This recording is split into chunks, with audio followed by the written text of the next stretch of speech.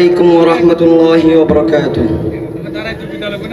نحمده ونصلي على رسوله الكريم أما بعد فأعوذ بالله من الشيطان الرجيم بسم الله الرحمن الرحيم اقرأ باسم ربك الذي خلق خلق الإنسان من علق وصدق الله العظيم وقال رسول الله صلى الله عليه وسلم طلب العلم فريضة على كل مسلم أو كما قال عليه الصلاة والسلام গদ্দাকার শাহ কামালিয়া মাদিনাতুল উলুম মাদ্রাসার কর্তৃক আয়োজিত আজকের এই তামাদ্দুন প্রতিযোগিতায় সম্মানিত সভাপতি ও বিজ্ঞ বিচারক মণ্ডলী এবং সম্মানিত উলামা ইকরাম এবং আমার সামনে অবশিষ্ট বাংলার দূর দূরান্ত থেকে আগত এলেম পিপাসু ছাত্র ভাইদের আমার অন্তর থেকে শুভেচ্ছা অভিনন্দন।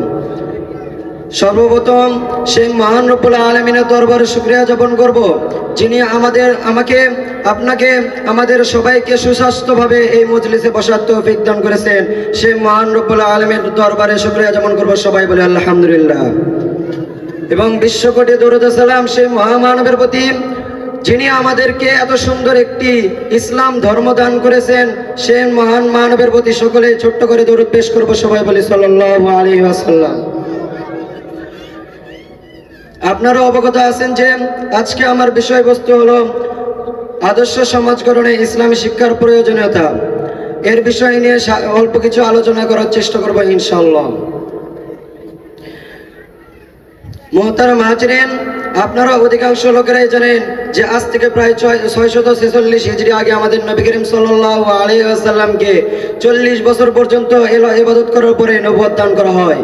এরপরে আমাদের নবী করিম সাল্লাল্লাহু আলাইহি ওয়াসাল্লাম যখন হিরা গুহায় ইবাদত বন্দেগী অবস্থায় ছিলেন, আল্লাহ তাআলার হুকুমে হযরত জিবরাইল আলাইহিস সালাম নবী করিম সাল্লাল্লাহু আলাইহি ওয়াসাল্লামের নিকটে আসেন। এরপরে বলেন যে হে নবী, আপনি পড়ুন আপনার রবের নামে, ইকরা বিসমি রাব্বিকাল্লাযী খলাক। তখন আমাদের নবী করিম সাল্লাল্লাহু আলাইহি ওয়াসাল্লাম বলেন যে আমি তো পড়তে জানি না। তখন আমাদের নবী করিম সাল্লাল্লাহু আলাইহি ওয়াসাল্লামকে নবী হযরত জিবরাইল আলাইহিস সালাম বুকে নিয়ে বলেন, বুকে দিয়ে এভাবে চাপ দেয় যে নবী করিম সাল্লাল্লাহু আলাইহি ওয়াসাল্লাম ওই চাপ দেওয়ার বর্ণনা করেন যে আমার ওই সময় এরকম অবস্থা ছিল যেন দুটি পাথরের মাঝখানে একটি মাটির তোলা তুলে যেরকম অবস্থা হয়।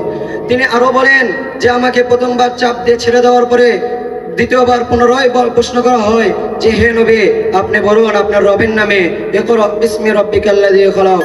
নবী করিম সাল্লাল্লাহু আলাইহি ওয়াসাল্লাম এভাবেই ইলমে দ্বীন দ্বিতীয়বার তৃতীয়বার না পেয়ে তৃতীয়বার জিবরাইল আলাইহিস সালাম চাপ দিয়ে ছেড়ে দেওয়ার পরে আমাদের নবী করিম সাল্লাল্লাহু আলাইহি ওয়াসাল্লামকে যখন বলে যে হে নবী আপনি পড়ুন আপনার রবের নামে, তখন আমাদের নবী করিম সাল্লাল্লাহু আলাইহি ওয়াসাল্লাম সূরা আলাকের প্রথম 5টি আয়াত পড়তে শুরু করেন।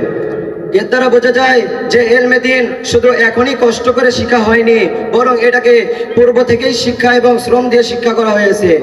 আমাদের নবী করিম সাল্লাল্লাহু আলাইহি ওয়াসাল্লাম এটাকে যেভাবে শিক্ষা যেভাবে শ্রম এবং কষ্ট দ্বারা শিক্ষা করেছেন, সেভাবে যেন আমরাও যেন শিক্ষা করতে পারি, আল্লাহ যেন সেই তৌফিক দান করে। সবাই বলে ওয়া আখিরু দাওয়ানা আলহামদুলিল্লাহি রাব্বিল আলামিন।